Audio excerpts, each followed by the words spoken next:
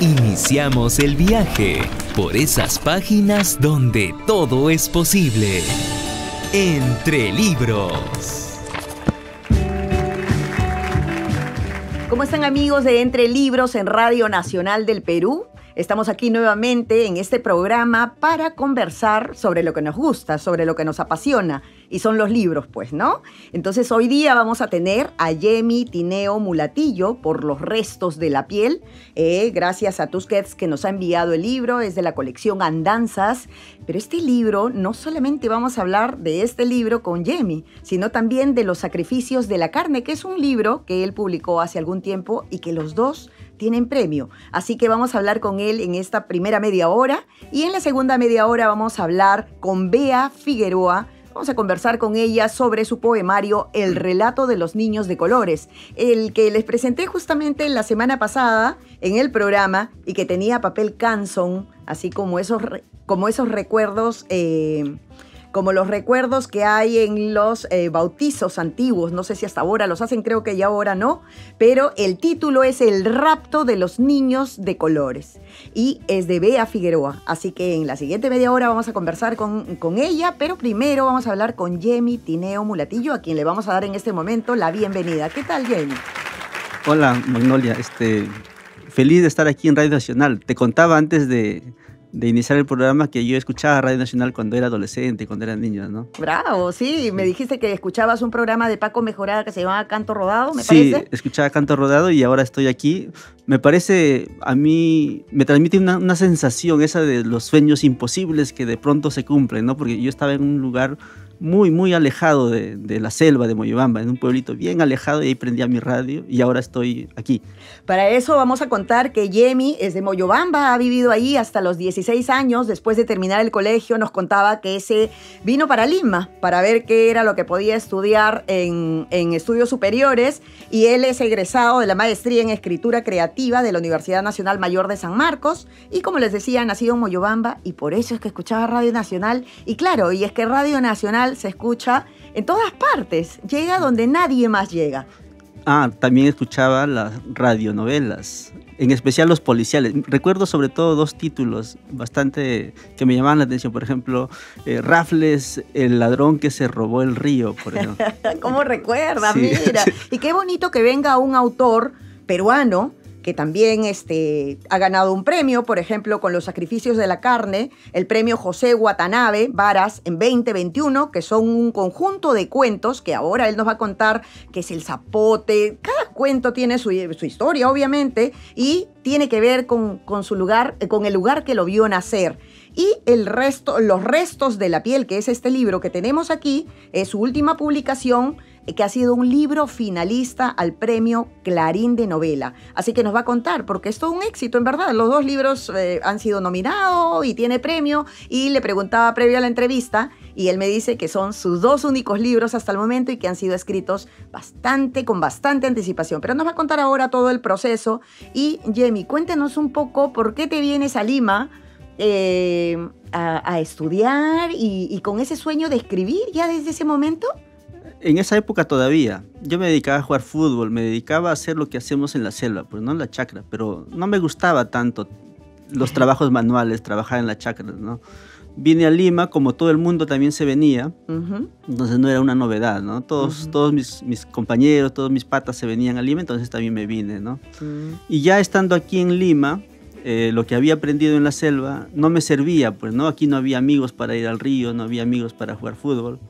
Me puse a contar historias que recordaba que mi abuela me narraba, ¿no? Mi abuela era una gran contadora. Esa es literatura oral, ¿no? Claro. La semana pasada tuvimos a Ricardo Vice y nos decía que esa oralidad no debe desaparecer, que por eso agradece a los escritores, a todos los que escriben, porque va poniendo en papel, ¿no? Con palabras, que la palabra tiene poder para los cuentos. A ver, ¿cuáles son tus cuentos que te habían contado la abuela? En el libro no aparece ninguno.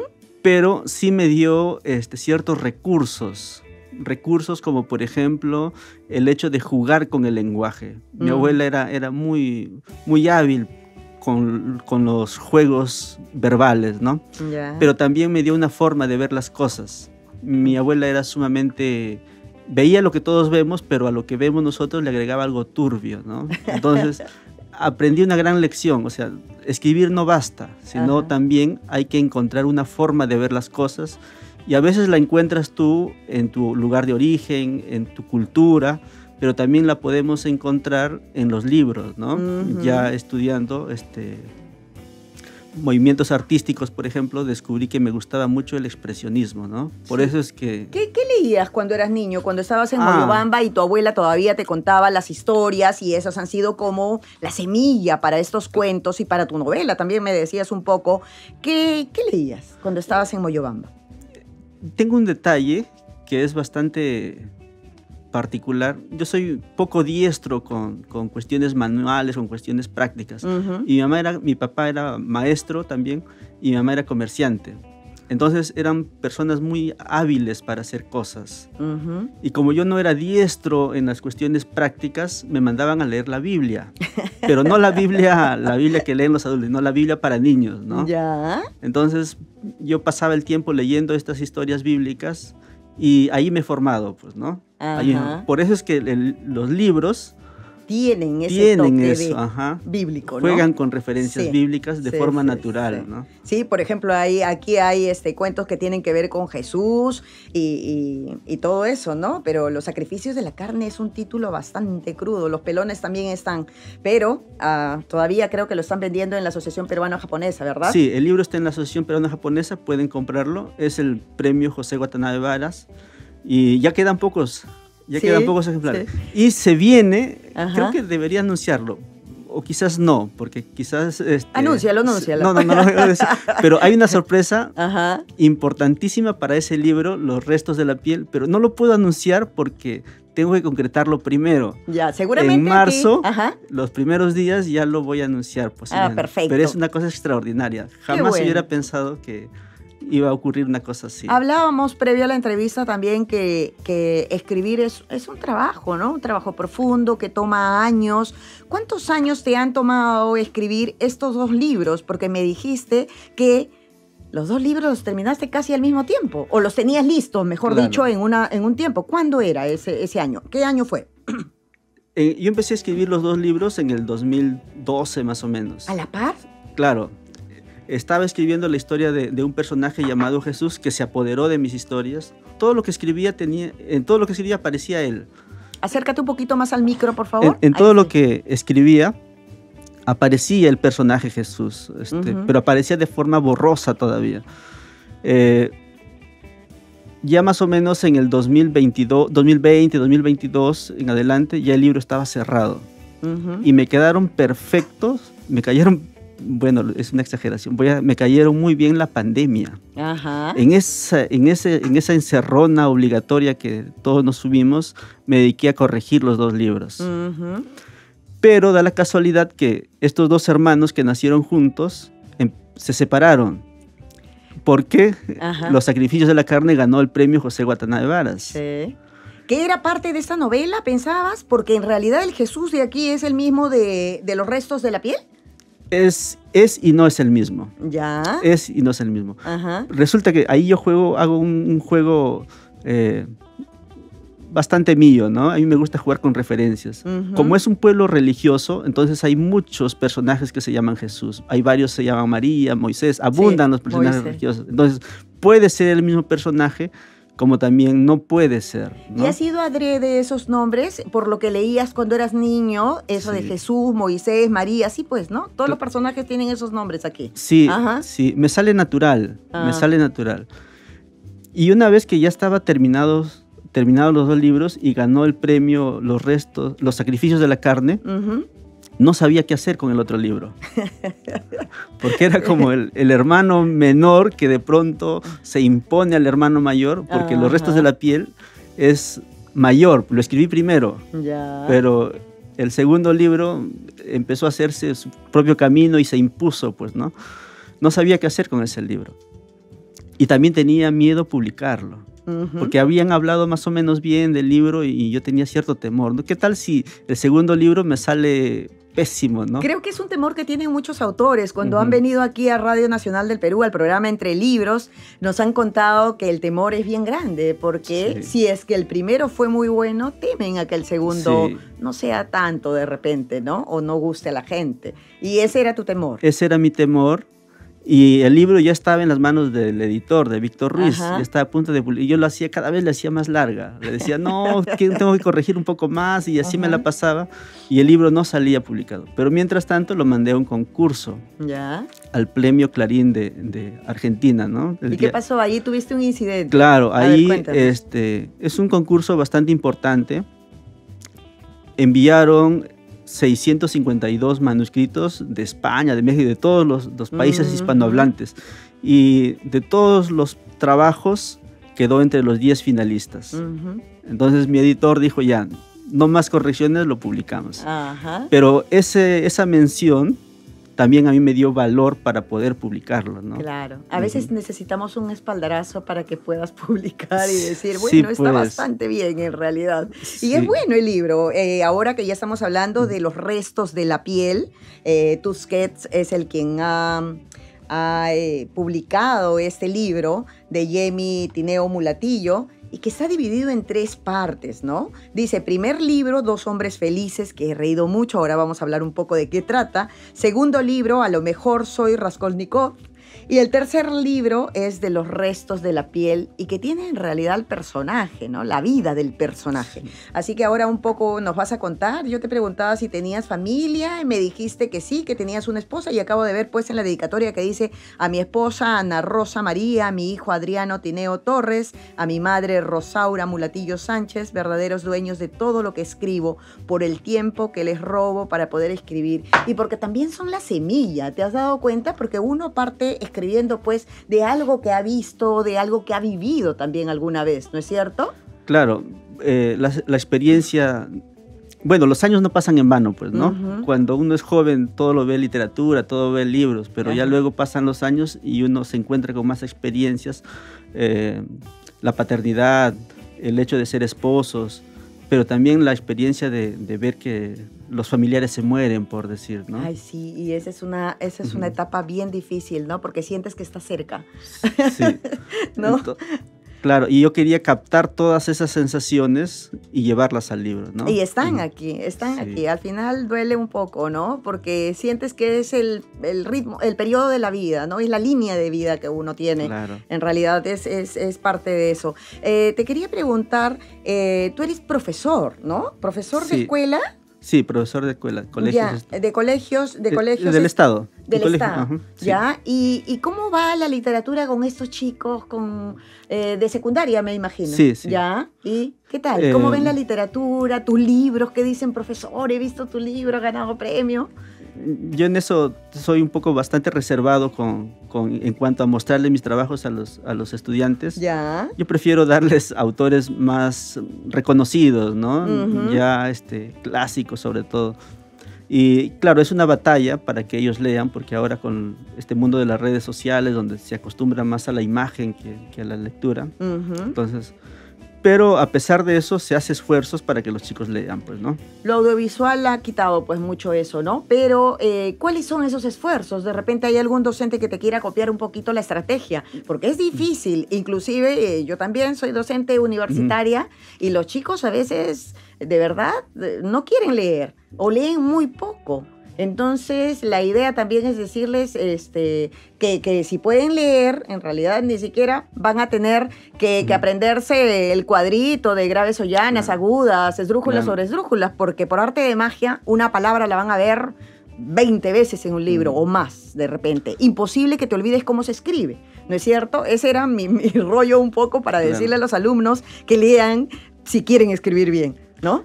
Mi estrategia es bastante sencilla. Debe ser porque en los colegios del Estado favorece el ambiente, ¿no? Hay libros en la biblioteca y hay 2 horas para leer, que se llama plan lector. Entonces, lo que hago es sencillo. Bueno, estudiantes, nos toca leer.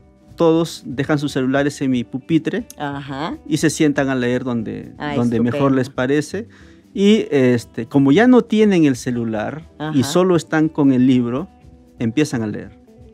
Porque si no dejan el celular, es imposible. No se distraen. Qué bueno que hay el plan lector, ¿no? Porque muchas personas que presentan libros, inclusive, yo misma llevé mi libro a mi colegio, al colegio en el que estudié, entonces lo pusieron en el plan lector y es bonito eso. De repente también podrías hacer esto con Moyobamba. ¿Lo vas a presentar allá?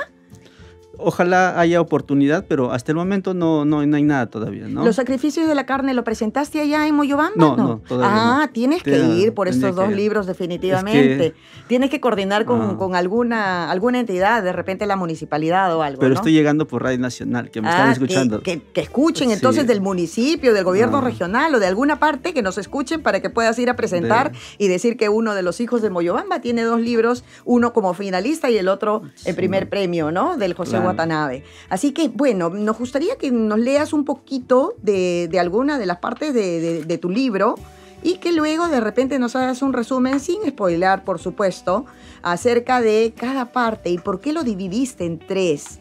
Son 3 libros, dice. Primer libro, segundo, tercero. Pero aunque todos, pues, se concatenan, ¿no? En realidad están relacionados. Claro, son 3 historias sobre la vida de un personaje llamado Jesús. Pero estas historias están atravesadas por sensaciones que todos en algún momento hemos vivido, pues, ¿no? La vocación, por decir, la vocación literaria, o la vocación en general, ¿no? La crisis de los 33 años. Sí. Aquí la primera historia justo es eso, ¿no? El personaje tiene 33 años y empieza a cuestionarse sus logros, su vida personal, ¿no? La edad en que murió Cristo, dice inclusive, ¿no? La edad en que murió Cristo. Que he hecho hasta los 33 años, que es cuando murió Cristo. Y me voy dando cuenta ahora que me vas contando de todo, que en realidad tiene mucho que ver con lo que has leído, las historias bíblicas de chico, ¿ah? Sí. Porque todo está aquí. Me has contado esta parte y sí, pues, hasta de los 33 años, cómo es que se comportaba este personaje Jesús, y cómo el Moisés también está ahí. Claro. ¿No? Siendo el hijo. Hablando de referencias bíblicas, hay también mucho de parodia. Ajá. Porque no sé si te acuerdas de un pasaje en donde Lucio, ¿no? Ajá. Lucio es el amigo que acompaña a Jesús en el primer libro. Sí, sí. Lucio está parodiando el Cantar de los Cantares. Ajá. No sé si te acuerdas de esa escena. Sí, sí. Ya. Entonces, claro, tenemos una historia que podría llamarse realista, atravesada de sensaciones bastante fuertes que nos involucran a todos: la muerte, la vocación, la Tiene paternidad. mucho erotismo también. Y el erotismo. El erotismo, sí. Pero también hay un juego con lo mitológico. Ajá. Porque el narrador de esta primera historia es un ave. Es un ave. Sí. Ajá. A ver, cuéntanos de esa ave que ahorita olvidé el nombre, lo leí por ahí. La cuda. La cuda. Ya, a ver, ¿qué es la cuda? Primero, de repente sería bueno que nos digas más o menos referencias de los 2 hombres felices. Ya, son 2 personajes que están en 33 años. Ajá. Lucio y Jesús. Lucio tiene todo un historial sobre su vida personal, sobre su vida amorosa, pues, ¿no? Tiene una paternidad fallida, todos sus hijos han abortado, ¿no? Un montón de... no ha podido ser padre. Ajá. Y mientras tanto, metafóricamente, Jesús no ha podido escribir, ¿no? O sea, en todo caso escribe, pero no ha podido publicar. Entonces, esas es un 2... poquito tu historia, creo, Claro, que te paralizaste en algún momento. Sí, puede ser, pero ahí hay 2 historias sobre 2 personajes que coinciden prácticamente, ¿no? Entonces, ellos 2 tienen una serie de aventuras, pero es una aventura que también tiende a la parodia porque termina en homoerotismo, ¿no?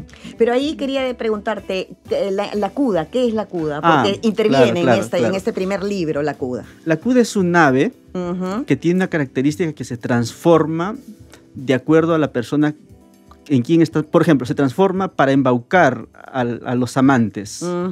Entonces tú estás pensando en alguien, en la enamorada, y de pronto aparece tu enamorada. Pero no es la enamorada, es la cuda. Entonces, es la que se supone que debe claro, ser. entonces hay un encuentro carnal, pero ya ese encuentro sería con el demonio, ¿no? ¿Y la cuda existe? ¿Es un ave allá en Moyobamba? Cuando yo era niño, me espantaban con la cuda. Me decían, ¡ay, viene la cuda! Viene la cuda. Métete. Yo pensé que era un personaje un ave amazónica, netamente. Pero luego me di cuenta que no. ¿De dónde es? Es un ave que han llevado los que van de Cajamarca, de esa parte del Ande, y van a la selva. Ya. Ellos llevaron a la cuda. Ah, no es. Pero claro, no es netamente amazónica, pero me encantó a mí. Claro, ¿no? Me encantó. Es un personaje también. Es un personaje que se va transformando, ¿no? En una niña, en una escolar, en una anciana, va tomando distintos personajes.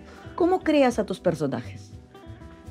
Yo cojo personas reales. Ese es un truco que yo he aprendido bien. Ya. También es de mi abuela. Porque mi abuela, cuando te contaba, dice, tu vecino ha salido, te mencionaba a alguien que todos conocíamos. Claro. Así sabes si tiene ojos pardos, si tiene cabello largo. Entonces, yo cojo personas reales y de pronto tomo lo mejor de ellos, ¿no?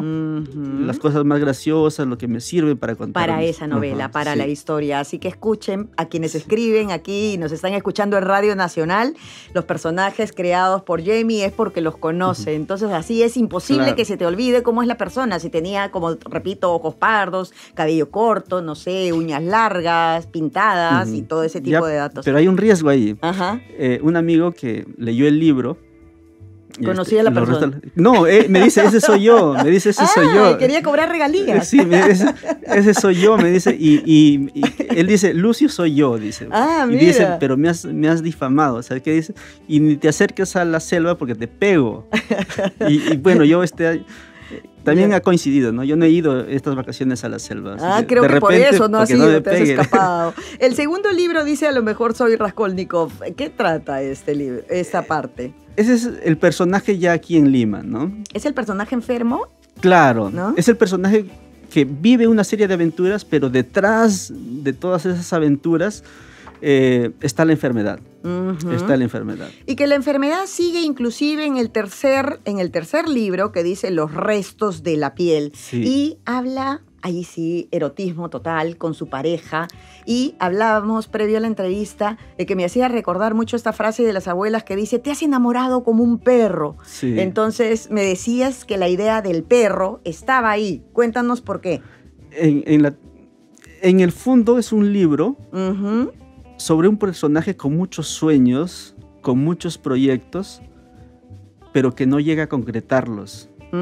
Ya sea porque es un ocioso, ya sea porque no tuvo oportunidades o porque se murió joven, ¿no? Entonces, yo tenía esa sensación en la mente. Un personaje con muchos sueños, muchos proyectos, pero que termina en la nada. Y en la tercera parte, entonces, ya muestro al personaje ya agonizando, pues, ¿no? El tercer libro es el tercer libro de la agonía. Es del personaje principal, es cierto, sin embargo, tiene voz femenina. Ah, sí. Y eso es importante porque es desde los ojos de la mujer que se ve la enfermedad, que se ve el amor, que se ve el erotismo, que se ve esa necesidad de la piel del otro, ¿no? Claro, y también hay un juego porque es la historia de 3 libros sobre la vida de un personaje, pero él no habla mucho. No habla mucho. Están los otros personajes que nos hablan de él. Nos enteramos de su vida a través de lo que le ocurren a los otros o lo que los otros o las otras hablan de él. Sí. Entonces yo quería hacer eso. Por eso es que es un personaje que me obsesionó y yo no lo he podido dejar hasta que salió el libro y lo he tenido que matar. ¿Y a quiénes te han ayudado en este libro para ya ir terminando? La ventaja mía es que yo desconfío mucho de lo que escribo. Ya. Entonces, como tengo mucha desconfianza, entonces comparto mis textos con amigos, ¿no? Tengo amigos que siempre leen mis textos. Por ejemplo, en este texto hemos trabajado con Alexis Iparraguirre. Él presentó mi libro también. Luego leyó el libro también Juan Carlos Cortázar, luego Martín Vargas Canchaya, Luis Eduardo, que son amigos. A Juan Carlos Cortázar lo hemos entrevistado aquí justamente por un festivo Ardor. Por un festivo Ardor. Sí, lo entrevistamos hace poco también. Luego amigos de toda la vida, Luis Eduardo, Alex Rivera de los Ríos, Joel Malma, Daniel Gamarra, Emilio Villacorta, Dilmer Yupanqui, Dagoberto Benítez, Patrick Pareja y 2 amigas que siempre con las que prácticamente empecé a escribir, ¿no? Nos leíamos desde siempre. Fiorella Moreno, que ha escrito un libro extraordinario, La vida de las marionetas, y Thalía Coloma, que es también, además de escritora, es dramaturga. Muy bien, Yemi. En verdad nos ha encantado conversar contigo. Hemos hablado de los sacrificios de la carne, este premio José Watanabe Varas 2021. Imposible hablar de los restos de la piel, creo, si es que no habríamos comenzado con este libro que ganó el premio y pues ha sido finalista al premio Clarín también. Entonces, ya están en todas las librerías, ¿verdad? Sí, está en todas las librerías y también lo pueden conseguir por Busca Libre de cualquier parte del Perú y del mundo, ¿no? Y del mundo también, ¿no? Porque no es un premio que ha sido realizado en Perú, ¿no es cierto? No, el premio Clarín de novelas lo organiza el periódico Clarín de Argentina. Sí, de Argentina. Entonces, hemos conversado con Yemi Tineo Mulatillo por los restos de la piel, gracias a Tusquets que nos enviaron el libro. Está bastante interesante este libro, muy parecido a Los sacrificios de la carne, que es el hermano mayor y este es el menor. Así que, Yemi, muchas gracias por estar aquí en Radio Nacional del Perú. Gracias, muchas gracias a ti. Bueno, amigos, nos vamos a la pausa y como les dijimos, vamos a retornar con poesía en este domingo. Se llama El rapto de los niños de colores, de Bea Figueroa. Así que les esperamos a ustedes en unos minutitos. Nos vamos a volver a conectar y con esta poesía, como les decíamos. Estén ahí, amigos.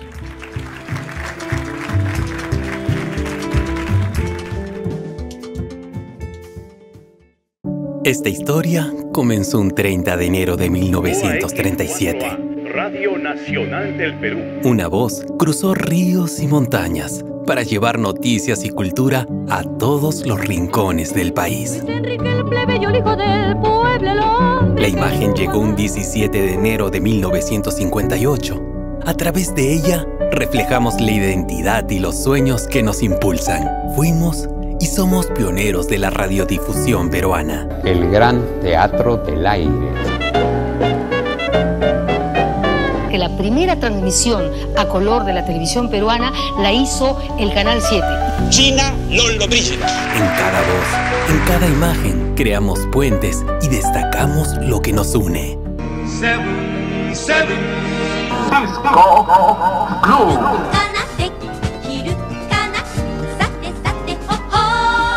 Gracias, Perú, porque celebramos juntos nuestra historia, nuestro crecimiento y un futuro lleno de infinitas posibilidades. Vengan a sentirse vivos. No importa cuánto cambie el mundo ni dónde te encuentres, siempre llevaremos contigo lo mejor de nosotros.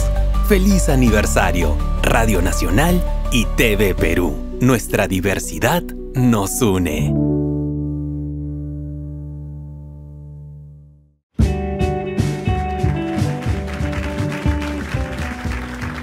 ¿Cómo están, amigos? Estamos de retorno aquí en el programa Entre Libros después de esta pequeña pausa. Hemos conversado con Yemi Tineo Mulatillo por el libro Los restos de la piel, gracias a Tusquets que nos envió el libro y a la colección Andanzas. Y este libro no habría sido en realidad expuesto si es que primero no habríamos leído Los sacrificios de la carne, este libro de cuentos de Yemi Tineo también, que ganó el premio José Watanabe Varas 2021. Hay un conjunto de cuentos interesantísimos ahí, como nos decía Yemi, tienen mucha relación con los libros que él de pequeño leyó, ¿no? Que eran esos libros, las historias bíblicas. Parece increíble, pero sus personajes tienen muchos nombres relacionados a ellos. Y este último libro, el que hablamos de Los restos de la piel, ha sido libro finalista del premio Clarín Novela en 2024. Así que para quienes recién se conectan, pueden ver esta entrevista en YouTube, en el apartado de Radio Nacional, Entre Libros de Radio Nacional. Así que ahora vamos a dar la bienvenida a Bea Figueroa por este libro, El rapto de los niños de colores. Habíamos dicho que íbamos a hablar de poesía, así que así estamos con estos poemas y vamos a darle la bienvenida a Bea Figueroa y preguntarle de dónde nace El rapto de los niños de colores. ¿Cómo estás, Bea? ¿Qué tal? ¿Qué tal? Buenas tardes, muchas gracias por la invitación. Bueno, sí, no es mi primer poemario, más bien es el último que he publicado. Y bueno, El rapto de los niños de colores nace un poco de las propias experiencias mías, ¿no? Y de cómo que está relacionado también con parte de lo que hago, que es el diseño, ¿no? La ilustración. que toco los colores y todo esto, ¿no? Tiene que ver con el mundo del color, porque Beatriz Figueroa es ilustradora, diseñadora gráfica, artista multidisciplinaria, tallerista, poeta. En verdad tiene un podcast también, así que ahora un poquito nos va a contar de esto, y es la directora de la editorial independiente Hada Verde. Este poemario no es con Hada Verde, ¿verdad? Sí, sí. También con Hada Sí. Verde. Y tienen además una presentación bien interesante. Ahora vamos a leer cada poema porque son poquitos ellos, pero ¿cómo así decides tener una editorial que haga tus propias publicaciones? Porque ahí tienes otra, como Constelación de Palabras, me parece. Aquí hay una Fragmento y así hay varios, ¿no es cierto? Cuéntanos. Sí. Bueno, siempre desde hace más de 20 años tenía la idea de sacar publicaciones con unos amigos que vivíamos en San Miguel. Uh-huh. Y se quedaba postergado siempre porque, bueno, en ese momento no era tan fácil, ¿no? Uh-huh. Sacar publicaciones y menos, ahora es más fácil porque uno con una impresora o puedes mandarte a hacer algunas impresiones también. Uh-huh. Y tú misma lo haces, ¿no? Entonces yo tengo la filosofía y por eso es que también mis publicaciones son así de este tipo, ¿no? O sea, son pequeñas. hechas por mí, ¿no? Ajá. Son hechas por mí porque tengo la filosofía en inglés es do it yourself, Ajá. el hazlo tú mismo, Hazlo ¿no? tú mismo. No solamente para un tema de abaratar costos, sino también el hecho de que te involucres tú, ¿no? Uh-huh. Que uno mismo se involucra, ¿no? Y eso Uh-huh. también le da un toque más personal, ¿no? ¿Y cómo han sido? ¿Los has mandado a editar, aparte de que tú los has escrito o no? No. No. Yo misma lo Ya. edito y todo, ¿no? Igual, sí, veo, o sea, yo corrijo también otros libros, ¿no? O sea, Ujú.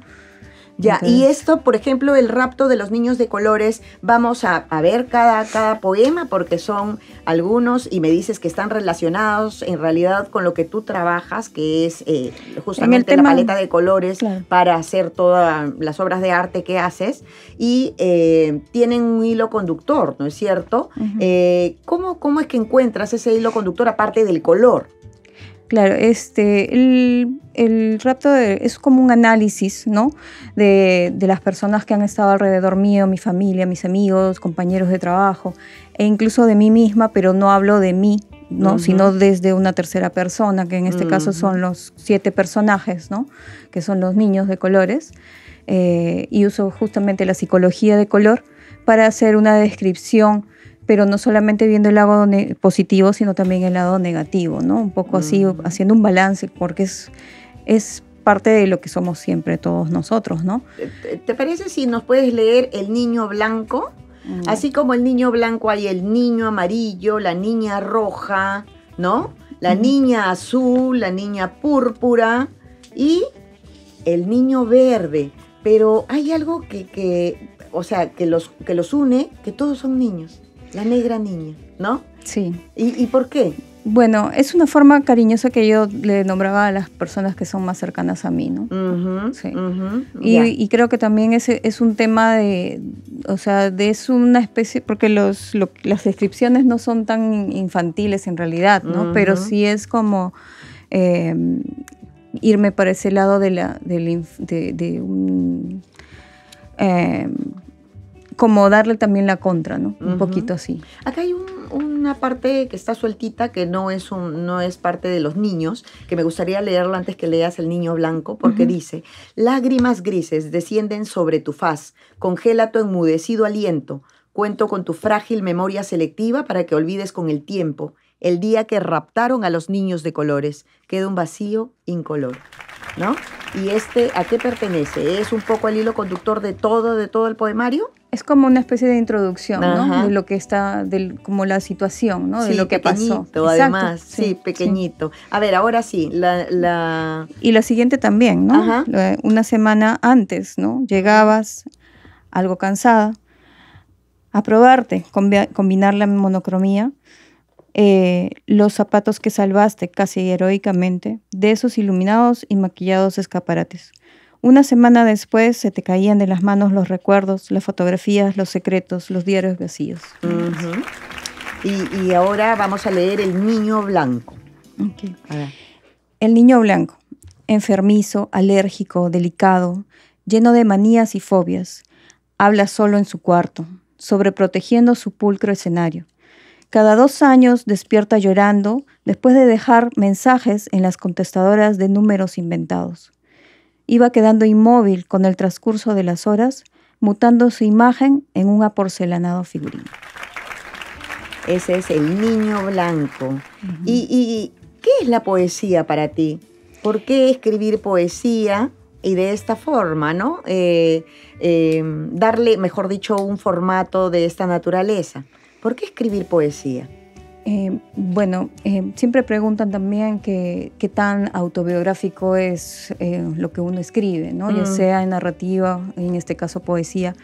Entonces, sí tiene mucho de mí y de lo que me ha pasado, pero yo escojo la poesía porque no quiero decirlo tal cual, no quiero que todo el mundo se entere de todo, ¿no? Es una forma como encriptada, ¿no?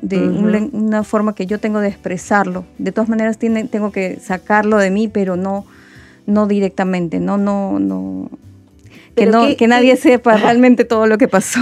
¿Qué significa la poesía para ti? Eso, un poco de eso, es expresar lo que yo tengo adentro, pero no con metáforas, ¿no? Con laberintos, ¿no? Con mensajes encriptados para que solamente lo puedan de repente identificar, de repente los mismos que han pasado por lo mismo que yo o alguna parte, ¿no? ¿Cómo nace la poesía para ti? ¿Desde cuándo? ¿Cuándo te acercas a ella? ¿Desde pequeña? ¿Desde grande? ¿Cómo es? Desde el colegio, ya en secundaria, con los juegos florales principalmente, ¿no? Para concursos de la primavera y esto, ¿no? ¿Y quiénes te acercaban? ¿Los docentes a la poesía? ¿Quiénes son tus referentes literarios o quiénes son tus referentes de poesía? ¿A quiénes has leído más? Bueno, Baudelaire, Egelson, y un poco de Varela también, ¿no? Y de todo un poquito así como que, ¿no? Así. Vallejo también, ¿no? Pero más me gusta los poetas malditos en realidad. Así como con ellos empecé un poco más. ¿Y en el colegio cómo eran esos juegos florales? Concursos de poesía con el temática de primavera, ¿no? Entonces, en uno de ellos participé y gané, ¿no? Un reconocimiento, ¿no? Entonces, creo que también eso incentiva, ¿no? Los concursos a temprana edad también motivan, incentivan a que uno siga por ese camino, ¿no? Cuando escribes poesía, ¿tú sientes que hay alguna transformación en ti? ¿A qué te ayuda? A liberar, pues, ¿no? Sí, a liberar. Y también es un ejercicio también de ¿cómo se llama? Autoconocimiento y te vas conociendo y a raíz de eso también liberas, ¿no? Lo que uno tiene adentro y a veces no sabe. Entonces hay miles de formas de expresarlo, pero bueno, en este caso yo uso ¿no? ¿Qué trasfondo tiene La Niña Roja? A ver si nos lo lees, por favor. Está por acá. Acá está. La niña roja, positiva, cariñosa, ordenada, seguramente inconforme con su karma, aprendía con pasión tus escondidos juegos. Siempre olvidaba cerrar las puertas y los cajones de su ropa interior. Sufría de insomnio constantemente en otoño. Tensionada y temperamental, ansiaba la estación de veranear. El color rojo está asociado a la pasión, ¿no? ¿Cómo se llama? También como que jugaba, ¿no? Como que es algo más un poco liberal, ¿no? Un poco que también es ordenada, ¿no? O sea, que trata de hacer las cosas, pero a veces su pasión también como que no la deja y cosas así, ¿no? Es así. Y yo cuando vi los colores en verdad pensaba que estaba relacionado con el LGTBIQ, pero luego me di cuenta que no necesariamente. Y habías expresado acá también en La Niña Púrpura, por ejemplo, dice: engreída, frívola, refinada, innata, cleptómana, que inventa mentiras para adueñarse de lujosos accesorios. Llegaba impuntualmente por haber pasado horas frente al espejo con sus guantes de terciopelo a alargados salones enrejados. La oquedad de su alma olvidada flotaba entre las sombras mientras pasaban las horas. ¿no? Y estas ilustraciones también las has hecho tú, Exacto. ¿no? Sí. ¿Y qué otras publicaciones tienes? Nos estabas contando. ¿Nos podrías hablar, por ejemplo, de Fragmentos, cómo nace? Esto de acá Ujú. es una trilogía. Empieza con Sumergida, después viene estos Fragmentos y Kintsugi. Ya. El de Sumergida, que es el primero, lo escribí hace 20 años, Ujú. que me había peleado con mi papá y Ya. me fui a trabajar a Jauja, Ya. en la casa de un amigo, que, mejor dicho, la enamorada de un amigo, ¿no? Ujú. Entonces, al final no me pagaron. Algunas experiencias así como nos ha pasado alguna vez a alguien, ¿no? Exacto. De acá, de nuestro querido Perú. Sí. Y bueno, entonces estaba por allá sola y no sabía qué hacer, entonces estaba en esa situación de sumergida, no ahogada, pero sí sumergida. Ya. Y estaba cerca de la laguna de Paca también, ¿no? Entonces, Ya, pero ¿y qué experiencia te dio? Mejor dicho, qué aprendizaje obtuviste con Sumergida? esa también era la forma que tenía de sacar todo lo que en ese momento no tenía, ¿no? Y no tenía con quién hablar ni nada. Y entonces, al final justamente esta trilogía, por ejemplo, empieza con esto, con Sumergida, después viene Fragmentos, que es un poco de desamores, rupturas, separaciones, heridas. Ujú. Y Kintsugi es que cierra, que es el nombre de la técnica japonesa de la reparación de la cerámica con oro. Ah, sí. Ajá. Entonces cierra el ciclo, cierra la trilogía diciendo que uno es lo que es por haber pasado por estos momentos, estos procesos, de repente estas experiencias que en algún momento han sido dolorosas o que no has podido procesarlas bien, ¿no? Pero pasando los años te das cuenta que si tú no has vivido eso, no serías lo que eres ahora. Entonces, Claro, ¿no? Todo tiene sí. su proceso y por algo es que pasan las cosas, Ajá. así como dices. ¿Podrías leernos algo de Sumergida, por favor? Que es una colección, nos dice Bea Figueroa, que es una trilogía y bastante interesante esta de Kintsugi, porque sí lo he leído y lo he visto también, que todas las roturas del alma, inclusive si es que se de repente curaran con oro o se macillaran con oro, sería otra la historia, ¿no? ese, por ejemplo, también lo pinto a mano, la parte dorada de la Ujú. carátula, ¿no? Ujú. Voy a leer Sumergida 1. Ujú. En este de acá, después voy a hablar también de Sumergida Ujú. 2. Ya, primero comencemos, ¿te parece con esta trilogía? Primero con Sumergida, luego vamos a hablar de Fragmentos y Kintsugi, que es el cierre. Después podemos ver eso, ¿te parece? Ok. Ya. A ver, Sumergida 1. Divaga tu mente, desprotegida y temerosa, entre la realidad y la fantasía, de la claroscura existencia de seres fugaces y eternos. Medita sus maneras, caprichos y maniáticos deseos de una visión prolongada de tu agónica rutina. Has vivido caminando bajo la sombra de gigantes enfermos. Te ves solo, inmortal. Te has acercado a esos días y huyes nostálgico hacia tus sueños, donde no perturbas tu ideal. Sigues soñando si no encuentras esa embriagadora beldad imperfecta. Ese es el primero de la trilogía. Después de Fragmentos también, por favor, a ver si nos puedes leer uno y cerramos con Kintsugi.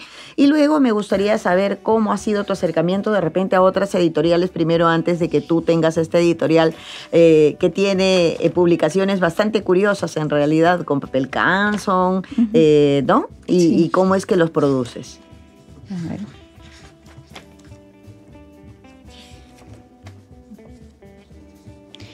Este es Catarsis para el viaje, o al poeta loco, no sé. Cualquiera que tú quieras. A ver, al poeta loco. Sí. Al poeta loco, austero, perdón, No hay problema. A ver, continuamos. austero de alegrías, lleno de vacíos, de paseares perfectos, atrapado en la telaraña de una tarántula, guardián de un mundo construido por él mismo. Echado en un diván, narrando el cuento de un intrépido niño confundido, príncipe de un reino de miasma. Al poeta sordo, discípulo de Eurípides, nieto de Alighieri, hijo de Baudelaire, conocido como el célebre poeta irlandés, representado viejo en sus declamaciones, ciego de beldades amables. Al poeta loco, errante de ciudades, perteneciente a esta raza de vagabundos, sigue sus caminos de pequeñas virtudes y grandes defectos, recitando sus versos a oídos ajenos. Negado de existencia disuelta en tinieblas. Al poeta sordo le hablo de mí, le regalo mis muertes y mis pasajes a la no vida. Ayer pensé en él, ausente y nostálgicamente irracional. Todavía soy aprendiz. Al poeta loco le dedico esta agonía, siempre perdida, y mis últimos cantos del día, orgasmos de esas noches pervertidas.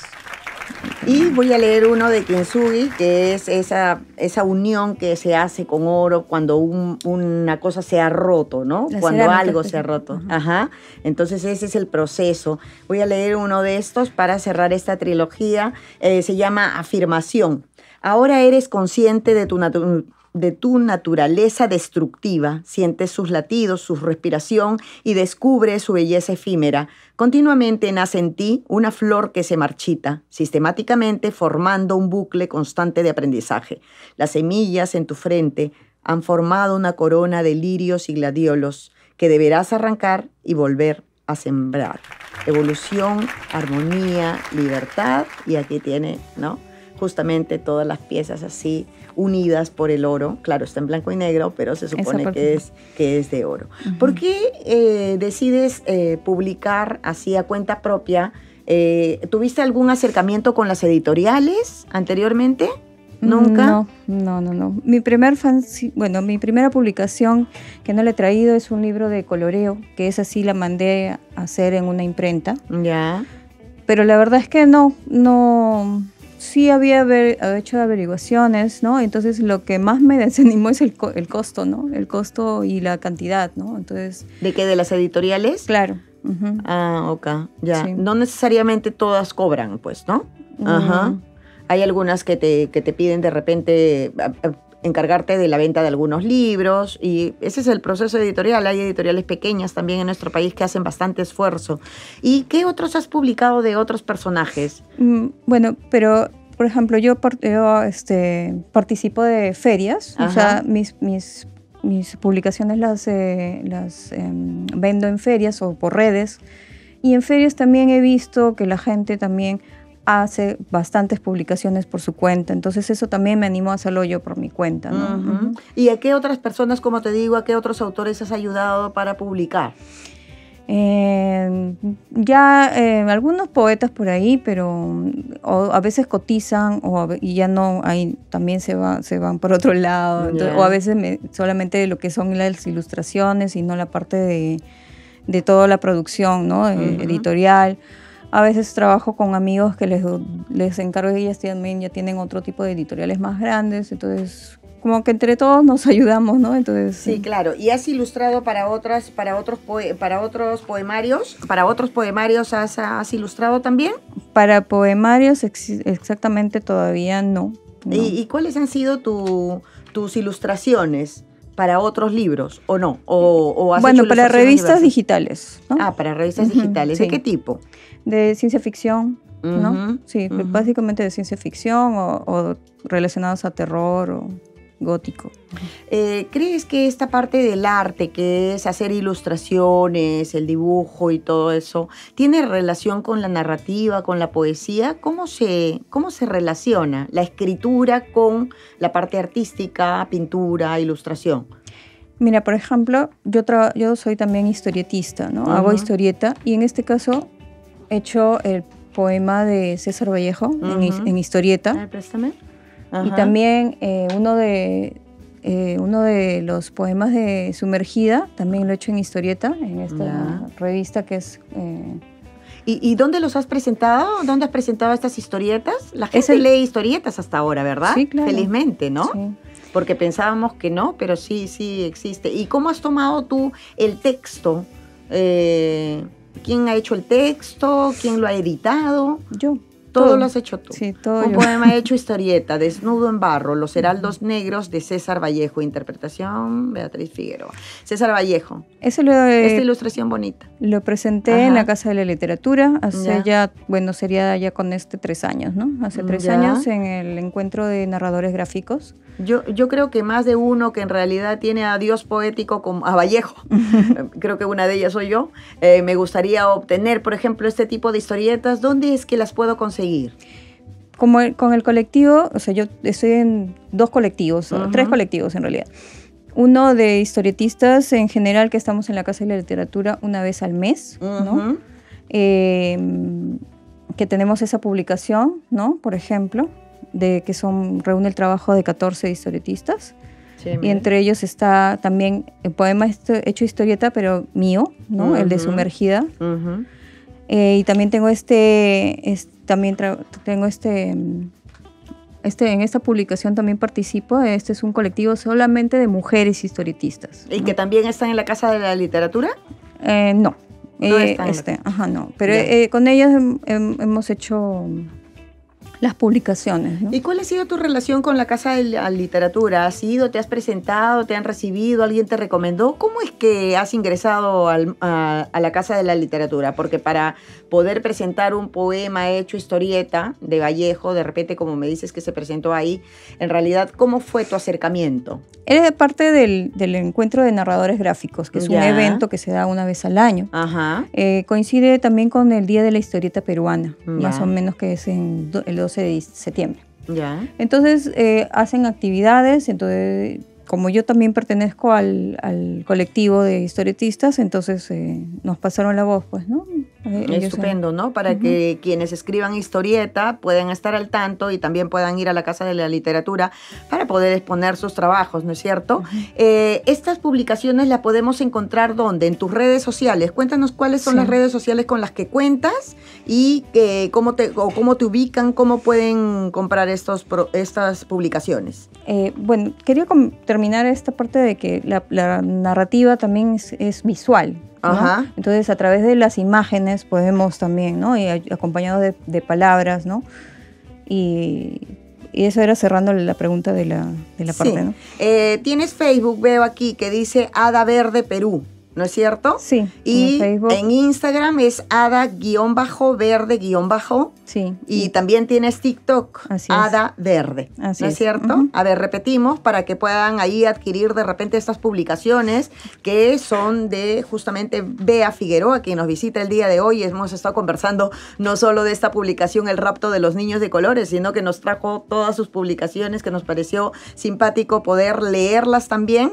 Entonces, repito, en Facebook, Hada Verde de Perú, en Instagram, Hada Verde, en TikTok, Hada Verde.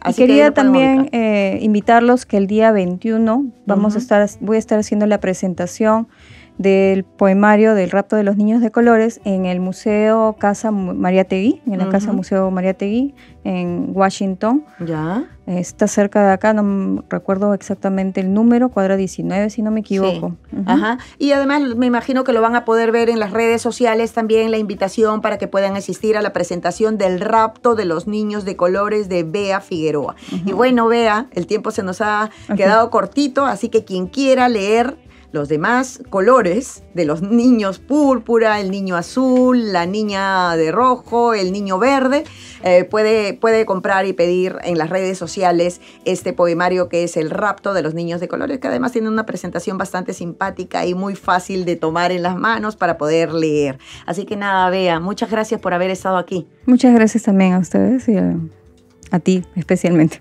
Bueno, amigos, así nos despedimos. Hemos conversado en la primera media hora con Yemi Tineo Mulatillo por su libro Los restos de la piel, gracias a la colección Andanzas de Tusquets que nos enviaron el libro. Y bueno, en esta media hora acabamos de conversar con Bea Figueroa por El rapto de los niños de colores, un poemario bastante simpático que nos trajo también otra trilogía para mostrarnos y una historieta de César Vallejo que fue presentada también en la Casa de Literatura. Así que con eso nos vamos, amigos, hasta el próximo domingo. Quédense en Radio Nacional.